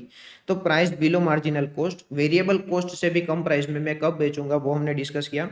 नेक्स्ट कॉन्सेप्ट हमारा है प्राइसिंग मेथड्स। प्राइस कैलकुलेट करने के लिए कुछ मेथड्स का यूज होता है, उसके अंदर तीन कैटेगरी है, competition based pricing methods, value based pricing methods and cost based pricing method. Competition based already हमने डिस्कस किया, एग्जिस्टिंग प्रोडक्ट के अंदर हमारी क्या प्राइस होनी चाहिए, going rate pricing policy and sealed bid pricing policy. अभी हम डिस्कस कर रहे हैं वैल्यू बेस्ड प्राइसिंग मेथड। उसके अंदर method number 1 true economic value, एकदम सिंपल कॉन्सेप्ट है, ध्यान से देखना। तो ट्रू इकोनॉमिक वैल्यू की मेथड मुझे सिखाएगी कि मेरी प्रोडक्ट की आइडियली क्या प्राइस होनी चाहिए। एक एग्जांपल देता हूँ। फॉर एग्जांपल मैं मार्केट के अंदर एक नया प्रोडक्ट लॉन्च कर रहा हूँ। फॉर एग्जांपल ये प्रोडक्ट मैं मार्केट के अंदर लॉन्च कर रहा हूँ। अभी के लिए एग्जांपल ले लेते हैं, ये प्रोडक्ट का नाम है प्रोडक्ट एक्स। मुझे फाइंड करना है कि प्रोडक्ट एक्स की आइडियली कितनी वैल्यू होनी चाहिए। फिर मैंने देखा कि प्रोडक्ट एक्स जैसा सिमिलर प्रोडक्ट मार्केट के अंदर कितने रुपए में अवेलेबल है, यानी कि ये पेन जैसे सिमिलर पेन मार्केट के अंदर कितने रुपए में अवेलेबल है। तो मुझे पता चला मार्केट के अंदर एक पेन एग्जिस्ट करती है, पेन नंबर वाई, जो मार्केट के अंदर 200 रुपए में मिल रही है। तो ट्रू इकोनॉमिक वैल्यू का कॉन्सेप्ट कहता है कि अगर सिमिलर प्रोडक्ट मार्केट के अंदर 200 रुपए में मिल रहा है तो आपके प्रोडक्ट की वैल्यू भी कितनी होनी चाहिए, 200 रुपए। फिर मुझे पता चला कि मेरा प्रोडक्ट एक्स जो है, यानी कि ये जो मेरी पेन है वो मार्केट के अंदर जितनी भी पेन अवेलेबल है उससे काफी अच्छा परफॉर्मेंस दे रही है। तो ट्रू इकोनॉमिक वैल्यू का कॉन्सेप्ट कहता है कि अगर आपका प्रोडक्ट बाकी सारे प्रोडक्ट के मुकाबले अच्छा परफॉर्मेंस दे रहा है तो आपको मॉनेटरी टर्म्स में ये आइडेंटिफाई करना होगा कि जो भी अच्छा परफॉर्मेंस है वो अच्छे परफॉर्मेंस की वैल्यू कितनी है। प्रोडक्ट एक्स का परफॉर्मेंस डिफरेंट है एंड प्रोडक्ट वाई का परफॉर्मेंस डिफरेंट है। तो ट्रू इकोनॉमिक वैल्यू का कॉन्सेप्ट कहता है कि जो भी परफॉर्मेंस डिफरेंट है वो परफॉर्मेंस डिफरेंशियल की वैल्यू कितनी है। तो मुझे पता चला कि प्रोडक्ट एक्स प्रोडक्ट वाई की कंपेयर में अच्छा परफॉर्मेंस दे रहा है एंड जितना भी अच्छा परफॉर्मेंस दे रहा है वो अच्छे परफॉर्मेंस की वैल्यू है 20 रुपए। तो ट्रू इकोनॉमिक वैल्यू का कॉन्सेप्ट कह रहा है कि आपकी पेन की वैल्यू आइडियली होनी चाहिए 220 रुपीज। बस यही चीज हमें ट्रू इकोनॉमिक वैल्यू के अंदर करनी है। इसके अंदर कुछ टेक्निकल टर्म्स का यूज होता है, वो टेक्निकल टर्म्स क्या है वो देख लेते हैं। तो हमें आइडेंटिफाई करना है कि प्रोडक्ट एक्स की ट्रू इकोनॉमिक वैल्यू क्या होनी चाहिए। ट्रू इकोनॉमिक वैल्यू को प्यार से कहा जाता है ऑब्जेक्टिव वैल्यू। तो मुझे फाइंड करना है कि प्रोडक्ट एक्स की ट्रू इकोनॉमिक वैल्यू क्या होनी चाहिए। तो प्रोडक्ट एक्स की ट्रू इकोनॉमिक वैल्यू क्या होगी, कॉस्ट ऑफ प्रोडक्ट वाई, यानी कि next best alternative. Product x का नेक्स्ट बेस्ट अल्टरनेटिव मार्केट में कितने रुपए में अवेलेबल है। तो मुझे पता चला नेक्स्ट बेस्ट अल्टरनेटिव मार्केट के अंदर 200 रुपए में अवेलेबल है। ये 200 रुपए के अंदर मुझे कुछ एडजस्टमेंट देने होंगे, वैल्यू ऑफ परफॉर्मेंस डिफरेंशियल यानी कि 20 रुपए, यानी कि प्रोडक्ट एक्स की वैल्यू कितनी होनी चाहिए, 220 rupees. Value of performance differential का मतलब क्या हुआ, प्रोडक्ट एक्स प्रोडक्ट वाई की कंपेयर में अच्छा परफॉर्मेंस दे रहा है। तो मुझे ये मॉनेटरी टर्म्स में आइडेंटिफाई करना होगा कि प्रोडक्ट एक्स अगर प्रोडक्ट वाई से अच्छा परफॉर्मेंस दे रहा है तो वो परफॉर्मेंस जो भी डिफरेंशियल है उसकी वैल्यू कितनी है, यानी कि जो भी अच्छा परफॉर्मेंस है वो अच्छे परफॉर्मेंस की वैल्यू कितनी है, उसी को मैं क्या कहूंगा, वैल्यू ऑफ परफॉर्मेंस डिफरेंशियल। यहाँ पे एक नोट लिखी है, नोट के अंदर लिखा है कि ये पर्टिकुलर एग्जाम्पल के अंदर आपको पता है कि वैल्यू ऑफ परफॉर्मेंस डिफरेंशियल 20 रुपए है। अगर एग्जाम के अंदर ऐसा क्वेश्चन आता है जिसके अंदर डायरेक्टली आपको ये नहीं दिया कि परफॉर्मेंस डिफरेंशियल की वैल्यू कितनी है, पर आपको कैलकुलेट करना होगा कि परफॉर्मेंस डिफरेंशियल की वैल्यू कितनी है, तो आप कैसे कैलकुलेट कर सकते हैं। यहाँ पे एक छोटा सा एग्जाम्पल दिया है। तो cost of crashing both the product is 200। मेरे पास दो प्रोडक्ट है, product X and product Y. Product X को भी मुझे क्रैश करना होगा, अगर मैं क्रैश करूंगा तो 200 रुपए का खर्चा होगा। एंड प्रोडक्ट वाई को भी मुझे क्रैश करना होगा, अगर मैं क्रैश करूंगा तो प्रोडक्ट वाई के अंदर भी 200 रुपए का खर्चा होगा। आगे लिखा है however chances of product X to get crashed is 2.5%। Product X को मुझे क्रेश करना होगा, उसके चांसेस है 2.5%। यानी कि इसके अंदर मुझे कॉस्ट कितनी होगी, यानी कि 200 रुपये का खर्चा होगा, उसके चांसेस है 2.5%। प्रोडक्ट एक्स को मैं अगर क्रेश करूंगा तो मुझे 200 रुपये का खर्चा होगा, पर प्रोडक्ट एक्स को क्रेश करना होगा, उसके चांसेस 2.5% है। यानी कि ये 200 रुपये का खर्चा होगा, उसके चांसेस 2.5% है। यानी कि मुझे कितना खर्चा होगा, 200 इंटू 2.5% यानी कि 5 रुपीज। तो प्रोडक्ट एक्स को मुझे अगर क्रेश करना होगा तो 5 रुपये का खर्चा होगा। आगे लिखा है एंड प्रोडक्ट वाई के चांसेस है 15%। प्रोडक्ट वाई को क्रैश करूंगा तो 200 रुपये का खर्चा होगा, एंड अगर क्रैश किया तो क्रैश होने के चांसेस 15% है। यानी कि ये 200 रुपये का खर्चा होगा, उसके चांसेस है 15%। यानी कि प्रोडक्ट वाई के अंदर मुझे कितना खर्चा होगा, 200 इंटू 15% यानी कि 30 रुपीज का खर्चा होगा। तो प्रोडक्ट एक्स के अंदर मुझे 5 रुपये का खर्चा होगा, प्रोडक्ट वाई के अंदर 30 रुपीज का खर्चा होगा। तो उस हिसाब से देखूं तो प्रोडक्ट एक्स का परफॉर्मेंस अच्छा है। कितने रुपए से अच्छा है, प्रोडक्ट एक्स का परफॉर्मेंस 25 रुपीज से अच्छा है। Value of performance differential is 25 rupees. Value of performance differential is 25 rupees.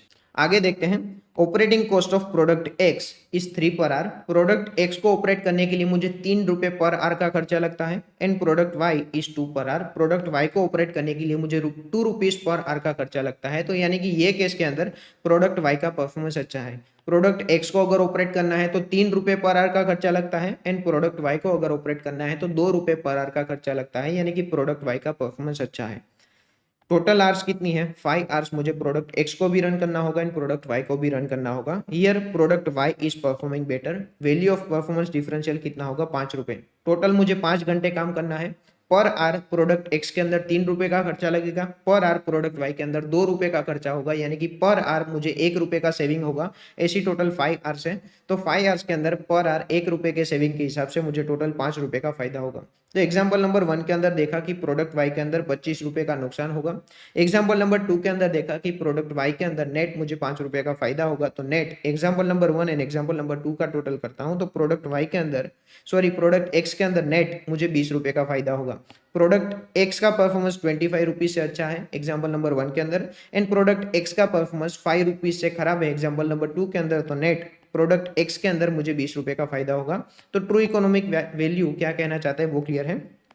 Next concept है परसीव्ड वैल्यू।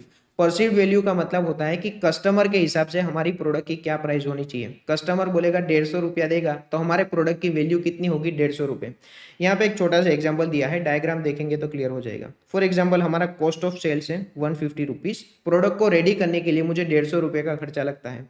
हमारी एक्चुअल प्राइस है 180 रुपीज। तो कहने से हमें 30 रुपये का प्रॉफिट मिल रहा है। 150 रुपये हमारा कॉस्ट ऑफ सेल्स है, 180 रुपीज में हम प्रोडक्ट को बेच रहे हैं। परसीव्ड वैल्यू कस्टमर के मुताबिक हमारे प्रोडक्ट की वैल्यू होनी चाहिए 200। तो कस्टमर के मुताबिक हमारे प्रोडक्ट की वैल्यू होनी चाहिए 200। एक्चुअल में हमारी वैल्यू है 180 रुपीज, यानी कि कस्टमर को लगेगा कि उसको 20 रुपए का बेनिफिट मिल रहा है। And true economic value for example हमने कैलकुलेट किया है कि हमारी प्रोडक्ट का ट्रू इकोनॉमिक वैल्यू है 220 रुपीज। तो यहाँ पे लर्निंग ये है कि हमारी actual selling price perceived value जितनी हो भी सकती है और नहीं भी हो सकती। हमारी actual selling price true economic value जितनी हो भी सकती है और नहीं भी हो सकती। एक्चुअल सेलिंग प्राइस कुछ भी हो सकती है, true economic value and perceived value से ज्यादा भी हो सकती है, true economic value and perceived value से कम भी हो सकती है। पर हमारे लिए true economic value and perceived value calculate करना हमारी कंपनी के लिए बेनिफिशियल हो सकता है। हमें ये क्लैरिटी होनी चाहिए कि कस्टमर के मुताबिक हमारी क्या प्राइस है एंड ट्रू इकोनॉमिक वैल्यू हमारी कितनी है। उस हिसाब से ये दोनों चीज को ध्यान में रख के आइडियली हम सेलिंग प्राइस सेट करेंगे। नेक्स्ट कॉन्सेप्ट हमारा है price calculation based on cost plus method. यहाँ पे हमने देखा प्राइसिंग मेथड्स के अंदर 3 चीज देखी। सबसे पहले देखा competition based, going rate and seal Beed आता है। फिर हमने देखा वैल्यू बेस्ड जिसके अंदर 2 चीज आती है, true economic value and perceived value. अभी हम स्टार्ट करेंगे cost based pricing. Next concept हमारा होगा कॉस्ट बेस्ड प्राइसिंग। यहाँ पे कुछ टर्म्स लिखी है। मार्जिनल कॉस्ट का मतलब होता है सिर्फ वेरिएबल कॉस्ट, वो तो हमें पता है। फुल कॉस्ट का मतलब होता है सारी cost including admin and selling and distribution overheads. And total cost का मतलब होता है all cost excluding selling and distribution expense. ये टर्म्स यहाँ पे लिखने का ऑब्जेक्टिव है कि एग्जाम के अंदर कभी भी ऐसा लिखा होगा कि फुल कॉस्ट प्लस इतना प्रॉफिट मार्जिन ऐड करना है, तो आपको ये पता होना जरूरी है कि फुल कॉस्ट का मतलब क्या होता है। कॉस्ट प्लस मेथड के अंदर हमें कुछ भी नहीं करना, डू एज डायरेक्टेड जैसा होगा, यानी कि क्वेश्चन के अंदर आपको कुछ डेटा प्रोवाइड किया होगा, वो डेटा के बेसिस पे आपको कैलकुलेट करना है कि आपकी टोटल कॉस्ट कितनी होगी। फिर क्वेश्चन के अंदर आपको प्रॉफिट मार्जिन दिया होगा, तो कॉस्ट के अंदर प्रॉफिट मार्जिन ऐड करेंगे तो आपकी फाइनल सेलिंग प्राइस आपको मिल जाएगी। हो सकता है क्वेश्चन के अंदर प्रॉफिट मार्जिन भी नहीं दिया, पर प्रॉफिट मार्जिन भी हमें अलग से कैलकुलेट करना होगा, तो कॉस्ट को भी अलग से कैलकुलेट करेंगे, प्रॉफिट मार्जिन को भी अलग से कैलकुलेट करेंगे, अल्टीमेटली दोनों का टोटल करेंगे तो हमें फाइनल सेलिंग प्राइस मिल जाएगी। कॉस्ट प्लस मेथड के अंदर सिर्फ डू एज डायरेक्टेड जैसा होगा। यहाँ पे एक छोटा सा एग्जांपल दिया है, ये एग्जांपल के अंदर भी हमें डू एज डायरेक्टेड जैसा ही करना है। मैं आपको एक बार ओवरव्यू दे देता हूँ कि क्वेश्चन के अंदर क्या लिखा है। तो क्वेश्चन के अंदर मुझे डेटा प्रोवाइड किया है कि मेरे प्रोडक्ट की variable cost is 175 rupees per unit. एक यूनिट को बनाने के लिए मुझे 175 रुपीज़ का खर्चा लगता है। Calculate price to yield contribution to cover 21% return on investment. मुझे सेलिंग प्राइस कैलकुलेट करनी है, और सेलिंग प्राइस कैलकुलेट करने के लिए मुझे क्वेश्चन के अंदर दिया है कि मुझे कितना कंट्रीब्यूशन कमाना है। मेरा जितना भी रिटर्न ऑन इन्वेस्टमेंट 21% होना चाहिए, यानी कि सबसे पहले मैं ये देखूंगा कि मेरा इन्वेस्टमेंट कितना है। मेरा जितना भी इन्वेस्टमेंट है वो इन्वेस्टमेंट का 21% मुझे कंट्रीब्यूशन कमाना है। मेरी फाइनल सेलिंग प्राइस क्या होगी, वेरिएबल कॉस्ट प्लस कंट्रीब्यूशन का टोटल करूंगा तो मुझे मेरी फाइनल सेलिंग प्राइस मिलेगी। तो वेरिएबल कॉस्ट का डेटा मुझे क्वेश्चन के अंदर दिया है, कंट्रीब्यूशन मुझे अलग से कैलकुलेट करना है। कंट्रीब्यूशन अलग से कैसे कैलकुलेट करना है, सबसे पहले मैं देखूंगा कि मेरा टोटल इन्वेस्टमेंट कितना है। टोटल इन्वेस्टमेंट जितना भी है उसका 21% मुझे कमाना है एज ए कंट्रीब्यूशन, यानी कि मेरा कंट्रीब्यूशन कितना होना चाहिए, इन्वेस्टमेंट का 21% मेरा कंट्रीब्यूशन होना चाहिए, यानी कि रिटर्न ऑन इन्वेस्टमेंट मेरा 21% होना चाहिए, इतना मेरा कंट्रीब्यूशन होना चाहिए। तो वेरिएबल कॉस्ट प्लस कंट्रीब्यूशन करूंगा तो मुझे फाइनल सेलिंग प्राइस मिल जाएगी। तो सेम चीज यहाँ पे की है। सबसे पहले यहाँ पे इन्वेस्टमेंट लिखा है, इन्वेस्टमेंट का 21% कंट्रीब्यूशन कमाना है, तो इतना मुझे टोटल कंट्रीब्यूशन कमाना है। मेरे नंबर ऑफ यूनिट्स इतने हैं, यानी कि पर यूनिट मुझे इतना कंट्रीब्यूशन कमाना है। मेरी फाइनल सेलिंग प्राइस क्या बनेगी, variable cost plus contribution. Variable cost का डेटा मुझे दिया है 175, इतना मुझे कंट्रीब्यूशन कमाना है, तो मेरी फाइनल सेलिंग प्राइस बनेगी 193.67। एग्जाम्पल आप एक बार देखेंगे तो समझ में आ जाएगा। Again I am saying cost plus method के अंदर कुछ भी नया नहीं है, डू एज डायरेक्टेड जैसा होगा। हो सकता है आपको कॉस्ट अलग से कैलकुलेट करनी होगी, हो सकता है आपको प्रॉफिट मार्जिन अलग से कैलकुलेट करना होगा। फाइनल सेलिंग प्राइस क्या बनेगी, cost plus profit margin. In other words final selling price ये भी हो सकती है वेरिएबल कॉस्ट प्लस कंट्रीब्यूशन। तो यहाँ पे ये मेथड का डिस्कशन भी कंप्लीट हुआ। एक बार चैप्टर के इंडेक्स में आते हैं। तो चैप्टर में सबसे पहले हमने स्टार्ट किया था कि कितनी सेलिंग प्राइस रखने से हमारा प्रॉफिट मैक्सिमाइज हो जाएगा। सबसे पहले हमने देखा प्रॉफिट मैक्सिमाइजेशन मॉडल, फिर हमने देखा डिफरेंट मार्केट स्ट्रक्चर के अंदर हमारी प्राइसिंग क्या होगी, perfect competition, monopoly, monopolistic and oligopoly. फिर हमने देखा नए प्रोडक्ट एंड एग्जिस्टिंग प्रोडक्ट के लिए क्या प्राइसिंग होनी चाहिए, स्कीमिंग देखा, एंड पेनिट्रेशन देखा। एग्जिस्टिंग प्रोडक्ट के अंदर हमने तीन चीज देखी, going rate, sealed bid and any case realisable value. फिर प्रोडक्ट लाइफ साइकिल के अंदर 4 स्टेज के अंदर क्या क्या प्राइसिंग होगी वो हमने डिस्कस किया। प्राइसिंग मेथड्स डिस्कस की, वैल्यू बेस्ड देखा जिसके अंदर दो देखी, true economic value and perceived value. Cost based अभी हमने डिस्कस किया, एंड कंपटीशन बेस्ड के अंदर दो आएगा, sealed bid and going rate. अभी हम स्टार्ट करेंगे कुछ मिसलेनियस टॉपिक्स, उसके बाद चैप्टर खत्म हो जाएगा। अभी के लिए हमारा कॉन्सेप्ट होगा प्राइस सेंसिटिविटी। प्राइस सेंसिटिविटी का मतलब होता है कि प्रोडक्ट की प्राइस में चेंज करने से कस्टमर के बिहेवियर में क्या चेंज आएगा। प्रोडक्ट की प्राइस चेंज करने से कस्टमर के बिहेवियर में अगर ज्यादा चेंज आएगा, इसका मतलब प्राइस सेंसिटिविटी ज्यादा है। एंड प्रोडक्ट की प्राइस में चेंज करने से कस्टमर के बिहेवियर में अगर कम चेंज आएगा, इसका मतलब प्राइस सेंसिटिविटी कम है। प्राइस सेंसिटिविटी कितनी होगी वो कुछ फैक्टर्स के ऊपर डिपेंड करता है। वो फैक्टर्स की मेमोरी टेक्निक है, पीएस समझने के लिए आपको स्टडीज करनी पड़ेगी। पीएस मतलब प्राइस सेंसिटिविटी। प्राइस सेंसिटिविटी समझने के लिए आपको स्टडीज करनी पड़ेगी। अभी हम डिस्कस कर रहे हैं कि कौन कौन से फैक्टर्स के बेसिस पे प्राइस सेंसिटिविटी डिसाइड होती है। तो उसके अंदर point number 1, price quality effect. अगर आपके प्रोडक्ट की क्वालिटी अच्छी है तो कस्टमर की सेंसिटिविटी अच्छी होगी। प्रोडक्ट की क्वालिटी अच्छी होगी, उसके बाद अगर आप प्रोडक्ट की प्राइस में चेंज करेंगे तो कस्टमर के बिहेवियर में ज्यादा चेंज नहीं होगा। कस्टमर के बिहेवियर में ज्यादा चेंज नहीं होगा, इसका मतलब होता है प्राइस सेंसिटिविटी कम होगी। Next is substitute awareness. मेरी ये प्रोडक्ट है, ये प्रोडक्ट का सब्स्टिट्यूट मार्केट के अंदर अवेलेबल है, एंड कस्टमर को अवेयरनेस है कि ये प्रोडक्ट का सब्स्टिट्यूट मार्केट के अंदर अवेलेबल है। तो उस केस में मैं अगर ये प्रोडक्ट की प्राइस चेंज करता हूं तो कस्टमर के बिहेवियर में चेंज होगा। कस्टमर मेरा प्रोडक्ट खरीदेगा नहीं, जो सब्स्टिट्यूट प्रोडक्ट अवेलेबल है वो प्रोडक्ट खरीदेगा। तो कस्टमर को अगर सब्स्टिट्यूट की अवेयरनेस है तो प्राइस सेंसिटिविटी ज्यादा होगी। Next is sunk investment effect. Customer ने अगर कोई इन्वेस्टमेंट कर दिया है, एंड वही इन्वेस्टमेंट के ऊपर अगर कस्टमर को एडिशनल खर्चा करना होगा, तो वो एडिशनल खर्चा जो भी करना होगा वो एडिशनल खर्चे के लिए कस्टमर की प्राइस सेंसिटिविटी इतनी ज़्यादा नहीं होगी, क्योंकि वो एडिशनल खर्चा कंपलसरी करना होगा क्योंकि कस्टमर ने ऑलरेडी इन्वेस्टमेंट कर दिया है। If expense is related to aspect which are already bought, उस केस में कंपलसरी प्राइस सेंसिटिविटी कम होगी क्योंकि कस्टमर के पास कोई और ऑप्शन नहीं है, कस्टमर को खर्चा करना ही होगा। Next is total expenditure effect. If expense is of low person of income, मैं 10 लाख रुपए की इनकम कमा रहा हूँ और मुझे 50 रुपए का खर्चा करना है, तो वो 50 रुपए का खर्चा करने के लिए मेरी प्राइस सेंसिटिविटी इतनी ज़्यादा नहीं होगी, मेरी प्राइस सेंसिटिविटी कम होगी। Next is unique value. अगर मेरा प्रोडक्ट यूनिक है, ऐसा प्रोडक्ट मार्केट के अंदर अवेलेबल नहीं है, तो डेफिनेटली कस्टमर मेरा प्रोडक्ट खरीदेंगे, उस केस में कस्टमर के लिए प्राइस सेंसिटिविटी कम होगी। Next is difficulty in comparison. मेरा प्रोडक्ट इजीली कोई और प्रोडक्ट के साथ कंपेयर नहीं हो सकता, तो उस केस में भी प्राइस सेंसिटिविटी कम होगी। अगर इजीली कंपेयर हो सकता है तो डेफिनेटली कस्टमर कोई और प्रोडक्ट खरीद लेंगे, पर डिफिकल्टी इन कंपैरिजन है तो प्राइस सेंसिटिविटी उतनी ज़्यादा नहीं होगी। Inventory effect. अगर मैं इन्वेंट्री को स्टोर नहीं कर सकता तो मेरी प्राइस सेंसिटिविटी कम होगी।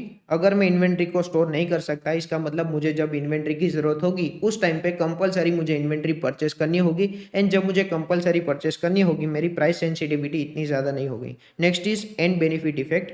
Expense on the product is low compare to total cost of the end product. ये प्रोडक्ट का टोटल कॉस्ट 1 लाख रुपए है और ये प्रोडक्ट के अंदर एक छोटा सा मटेरियल मुझे परचेस करना है। अभी के लिए एग्जांपल ले लेते हैं कि वो मटेरियल की प्राइस 50 रुपए है, तो वो 50 रुपए टोटल कॉस्ट के सामने कुछ भी नहीं है, तो वो 50 रुपए के लिए मेरी प्राइस सेंसिटिविटी इतनी ज़्यादा नहीं होगी। Expense on the product is low compare to total cost of the end product, उस केस में मेरी प्राइस सेंसिटिविटी काफ़ी कम होगी। Shared cost effect. If cost is shared between two people, उस केस में भी मेरी प्राइस सेंसिटिविटी कम होगी। तो प्राइस सेंसिटिविटी का मतलब होता है कि प्रोडक्ट की प्राइस में मैं अगर चेंज करता हूं तो कस्टमर के बिहेवियर में क्या चेंज आएगा। कस्टमर के बिहेवियर में अगर ज़्यादा चेंज आएगा, इसका मतलब प्राइस सेंसिटिविटी ज़्यादा है। इन प्राइस में चेंज करने से कस्टमर के बिहेवियर में ज़्यादा चेंज नहीं आएगा, इसका मतलब प्राइस सेंसिटिविटी कम है। प्राइस सेंसिटिविटी ज़्यादा होगी या तो प्राइस सेंसिटिविटी कम होगी, वो कुछ फैक्टर्स के ऊपर डिपेंड करता है। फैक्टर्स की मेमोरी टेक्निक है, पीएस समझने के लिए स्टडीज करनी पड़ेगी, पीएस समझने के लिए स्टडीज करनी पड़ेगी। एक बार आप देखेंगे तो समझ में आ जाएगा।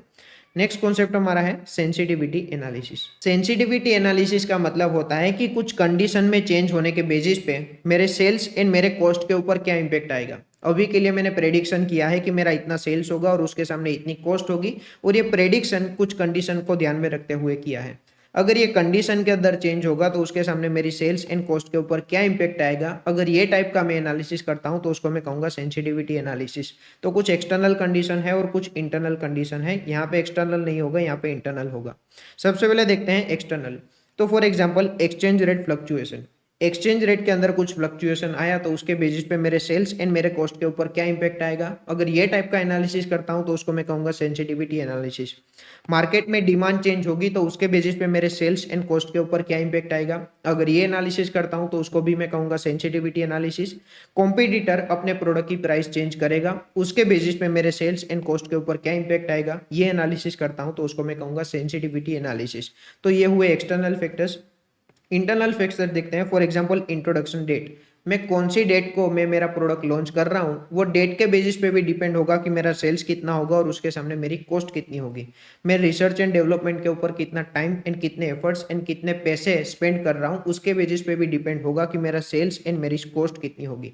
तो सेंसिटिविटी एनालिसिस का सिंपल मतलब होता है कि कुछ कंडीशन में चेंज करने के बेसिस पे मेरे सेल्स एंड मेरे कॉस्ट के ऊपर क्या इंपैक्ट आएगा, और ये कंडीशन कुछ एक्सटर्नल कंडीशन होती है एंड कुछ इंटरनल कंडीशन होती है। नेक्स्ट कॉन्सेप्ट हमारा है प्राइस कस्टमाइजेशन। प्राइस कस्टमाइजेशन का मतलब उसके नाम में ही लिखा है, मैं मेरी प्राइस को स्टेबल नहीं रखूंगा, अलग अलग सिचुएशन में मेरी प्राइस अलग अलग होगी, यानी कि मैंने मेरी प्राइस को कस्टमाइज करके रखा है, मेरी प्राइस स्टेबल नहीं है। प्राइस कस्टमाइजेशन की मेमोरी टेक्निक है, पीसी करने के लिए आपको डीटी पढ़ना पड़ेगा। प्राइस कस्टमाइजेशन मतलब पीसी, तो पीसी की मेमोरी टेक्निक है कि पीसी करने के लिए आपको डीटी पढ़ना पड़ेगा। ऊपर हमने देखा प्राइस सेंसिटिविटी, प्राइस सेंसिटिविटी मतलब पीएस, तो पीएस की मेमोरी टेक्निक है कि पीएस करने के लिए आपको स्टडीज करनी पड़ेगी और पीसी करने के लिए आपको डीटी पढ़ना पड़ेगा। तो एसीएमपी की पढ़ाई कब करेंगे, वो तो करेंगे, पर अभी के लिए अगर आपको पीसी करना है तो पीसी करने के लिए आपको डीटी पढ़ना पड़ेगा। सबसे पहले स्टार्ट करते हैं पी मतलब प्रोडक्ट लाइन के बेसिस पे मैं मेरी प्राइस को कस्टमाइज करूंगा। फॉर एग्जांपल 16 GB के लिए अलग प्राइस होगी एंड 32 GB के लिए अलग प्राइस होगी, तो प्रोडक्ट लाइन के बेसिस पे मैं मेरी प्राइस को कस्टमाइज कर सकता हूँ। सी मतलब based on customer past behaviour, customer with good payment record में बी गिवन मोर डिस्काउंट। तो मैंने कस्टमर के बेसिस पे मैंने मेरी प्राइस को कस्टमाइज किया कि जो कस्टमर मेरा रेगुलर कस्टमर है, मुझे टाइम पे पेमेंट दे रहा है, उसके लिए अलग प्राइस होगी एंड बाकी के कस्टमर के लिए अलग प्राइस होगी। तो कस्टमर के पास्ट बिहेवियर के बेसिस पे मैंने मेरी प्राइस को कस्टमाइज किया है। डी मतलब based on demography, different price based on age या तो social status. For example railway fare concession for senior citizen, senior citizen के लिए अलग प्राइस होगी एंड बाकी के कस्टमर के लिए अलग प्राइस होगी। तो मैंने क्या किया है, एज के बेसिस पे प्राइस को कस्टमाइज किया है या तो सोशल स्टेटस के बेसिस पे मैंने प्राइस को कस्टमाइज किया है। एंड लास्ट पॉइंट टी के बेसिस पे मैं प्राइस को कस्टमाइज करूंगा। For example good discount if you subscribe for 6 months या तो cheap flight tickets if you book earlier. तो टाइम के बेसिस पे मैंने प्राइस को कस्टमाइज किया है, टाइम चेंज होगा तो मेरी प्राइस भी चेंज होगी। तो प्राइस कस्टमाइजेशन का मतलब मैं मेरी प्राइस को स्टेबल नहीं रखूंगा, अलग अलग सिचुएशन में मेरी प्राइस अलग अलग होगी। और पीसी की मेमोरी टेक्निक है, पीसी करने के लिए आपको डीटी पढ़ना पड़ेगा। अभी हमारा लास्ट कॉन्सेप्ट रहेगा price adjustment policy. Again price adjustment policy का मतलब उसके नाम में ही लिखा है।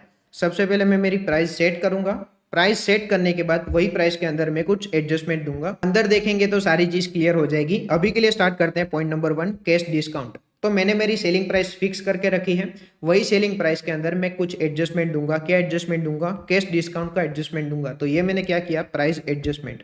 मैं क्वांटिटी डिस्काउंट का भी एडजस्टमेंट दे सकता हूँ, मैं डिस्ट्रीब्यूटर डिस्काउंट का भी एडजस्टमेंट दे सकता हूँ। इसका मतलब अगर आप होलसेलर है तो आपको ज्यादा डिस्काउंट मिलेगा, अगर आप रिटेलर है तो आपको कम डिस्काउंट मिलेगा। तो सबसे पहले सेलिंग प्राइस सेट करके रखी है, वही सेलिंग प्राइस के अंदर अगर आप होलसेलर है तो उस हिसाब से एडजस्टमेंट दूंगा एंड अगर आप रिटेलर है तो मैं उस हिसाब से एडजस्टमेंट दूंगा।